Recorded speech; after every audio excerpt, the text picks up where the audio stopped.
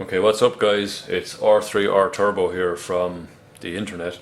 Now today we're going to look at the difference between Rocket 3 primary TPS and the secondary TPS, the throttle position sensors. Now, straight away you can see there's a little bit of difference in the length there between them. You can also see there's the secondary actually has a longer bag than the primary because it has a longer cable. So let's just take them out. This is the, I'm going to focus on that, this is the primary. And this guy is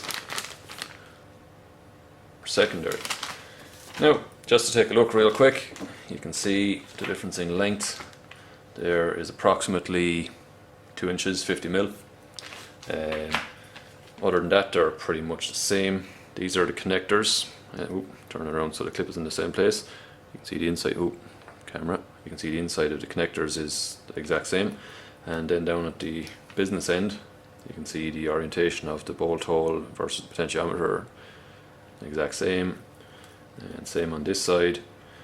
Now you can see a little bit of difference in colour here, as in the secondary is black on the inside and the primary is blue. Now I got a new one of these recently and it was blue on the inside, and the inside of this guy was also blue on a new one of those, which was only bought in the last few months. So these are originals from a 2010 bike.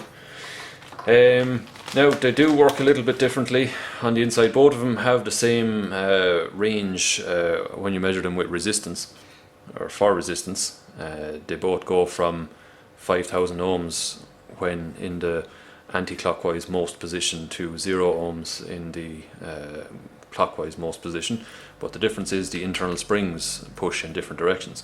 So I'm just going to demonstrate right now with a scuba diver here.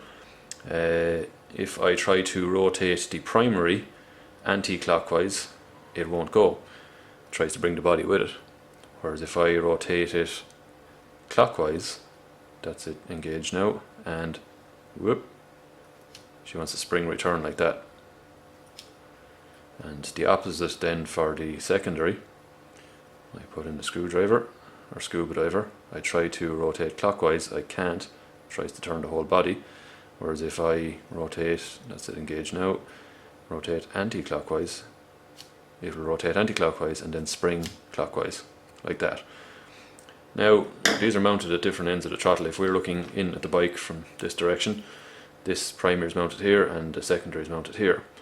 Now, when you mount the primary, you just put it straight on like this, onto the throttle spindle, the end of it. It just goes straight on, you lock it down and the throttle rotates in this direction and closed. Rotate, closed. So 100% open, 0%. Whereas at the other end of the bike, or the other end of the throttle, you have the secondary. Now you have to mount it in a different fashion. You don't just put it straight on, you have to open the secondaries and then put it on. And then you can rotate it into its position and lock it down. Now the idea behind this is when the secondaries are closed, they're in this position, and then 100% open, closed, 100% open, closed. So the secondaries, when you rotate this anti-clockwise most, is reading 5,000 ohms. That is the secondaries closed, and then the secondaries open are 100%, is it measure 0 ohms resistance. Whereas the other way around here on the primary, we're reading 5,000 ohms in the closed position. You rotate to open, it's reading 0 ohms at 100%. So it's the other opposite way around. Now we can just demonstrate that by using this multimeter here. If I've made up a little bit of a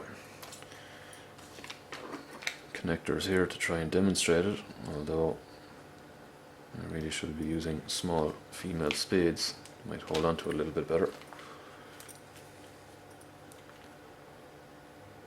And we're going across, just to demonstrate, we're going across these two guys here for this demonstration.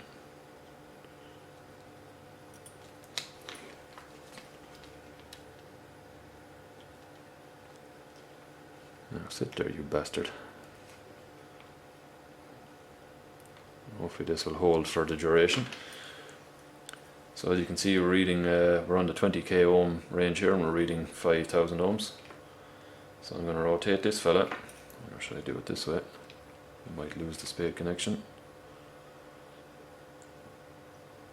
So now this is the primary, that's in its closed position, and I rotate, oops, get a better grip, I rotate to the open position, goes down to 0, and then spring to close. So that's how that one works. So let's compare that now to the secondary. That's the primary. We'll move on to the secondary. And again, we'll go across these two fellas here to start.